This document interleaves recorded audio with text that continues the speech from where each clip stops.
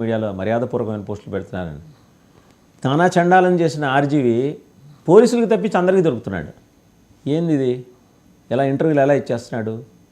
పోలీసులకు తెలుసు ఆయన ఎక్కడున్నాడు. ఎందుకు డాడ్జ్ చేస్తున్నారు ఆయన్ని పికప్ చేసే విషయంలో?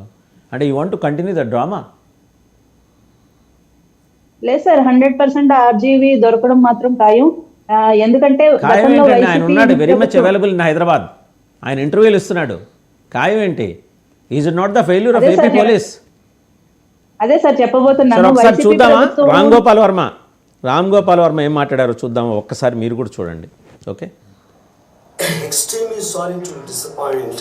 అంటే నేను మునిగిపోతున్నాను మంచం కింద కొంచెం నేడుస్తున్నాను అని అందరూ whatever the media speculating and అందరికీ చిన్న డిసప్పాయింట్మెంట్గా ఉండొచ్చు వీడియో.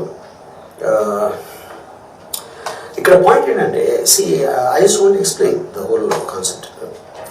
ఇప్పుడు నేను ఆల్మోస్ట్ ఒక 1 year బ్యాక్ ఏదో ట్వీట్స్ పెట్టాను అనే ఎలిగేషన్. ఆ ట్వీట్స్ ఎవరో మనోభావాలు దెబ్బతిన్నాయి. ఇక్కడ విచిత్రం ఏంటంటే 1 year బ్యాక్ పెట్టిన ట్వీట్స్ 4 డిఫరెంట్ ప్లేసెస్లో 4 డిఫరెంట్ జ్యూరిస్డిక్షన్స్లో 4కి ఒకే 3-4 రోజుల వ్యవధిలో వాళ్ళ మనోభావాలు దెబ్బతిన్నాయి. వాళ్ళు ఆ పరంగా కంప్లైంట్ ఇవ్వడం, కేసులు పెట్టడం జరిగింది. ఇక్కడ పాయింట్ 1, ఎవరి మీద నేను పెట్టానని వాళ్ళు చెప్తున్నారో వాళ్ళకి ఎవరో థర్డ్ పార్టీ సంబంధం లేను. ఆ కాంటెక్స్లో అసలు ఈ కేసు ఎలాగా, ఈ సెక్షన్స్ ఎలా వర్తిస్తాయి అనేది అప్పుడు ఆబ్వియస్గా నాకు వచ్చే అనుమానం కానీ, నాకు కానీ నా మనుషులు కానీ, ఇది ఒక పర్సిక్యూషన్ చేయడానికి ఒక పద్ధతి ప్రకారం ఉన్న ఎలోబుల్ లాస్ని వాడుతున్నారా, లేకపోతే ఇప్పుడు వరల్డ్ ఓవర్ ఒక ఫినామినా ఏం జరుగుతుందంటే పొలిటికల్ పార్టీస్ వాళ్ళు they are weaponizing the systems of the police. అది అమెరికాలో జరుగుతుంది, యూరోప్లో జరుగుతుంది, ఎక్కడో జరుగుతుంది. అప్పుడు నేను ఏ ఒక్క వ్యక్తిని, ఒక పోలీస్ ఆఫీసర్ని కానీ, ఒక పొలిటికల్ పర్సన్ కానీ నేను బ్లేమ్ చేయట్లేదు.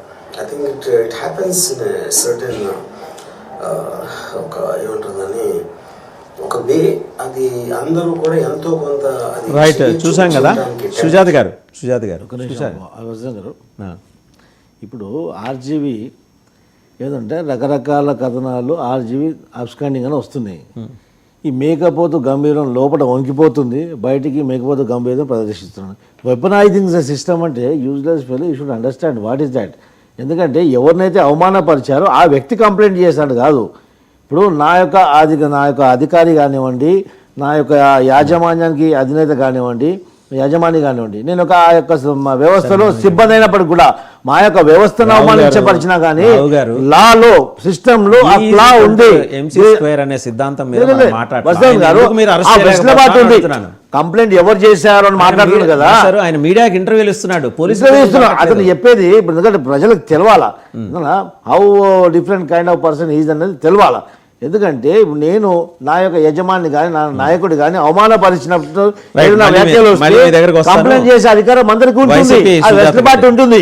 It is not weaponising the system. System ఇతను నేర్చుకోవాలా, ఇతను మందికి నేర్పించొద్దు జనాలకి. ఆయన లేడు కదా, ఆయనకి అది లేదు కదా. మీరు అరెస్ట్ చేయండి, ముందర చేసి చూపించండి. మీరేమో స్పెషల్ టీమ్స్ పంపించారు, గుర్రాలు వేసుకుని వెళ్ళారు. ఏ షూటింగ్ సెట్ లో ఎక్కడో పోయి దాచుకొని, ఏ బాయ్ అనుకనో ఏ చెట్టు అనుకనో దాచుకొని కూర్చుంటే దొరుకుతారు సార్. దగ్గర ఇజ్రాయెల్ టెక్నాలజీ ఉంది, ఆయన భూమి మీదే ఉన్నాడు, పాతాళంలో లేడు. సుజాత గారు, మనం నిన్న మళ్ళీ మాట్లాడాం. అంటే మాజీలు అయిన తర్వాత ప్రెస్ మీట్లు పెట్టి ఎంపిక చేసిన కొందరు మీడియా ప్రతినిధులను మాత్రమే పిలిచి ప్రశ్నలు అడగకూడదనే కండిషన్ పెట్టి నిన్న మళ్ళీ మాట్లాడాం. ఏం మాట్లాడాం?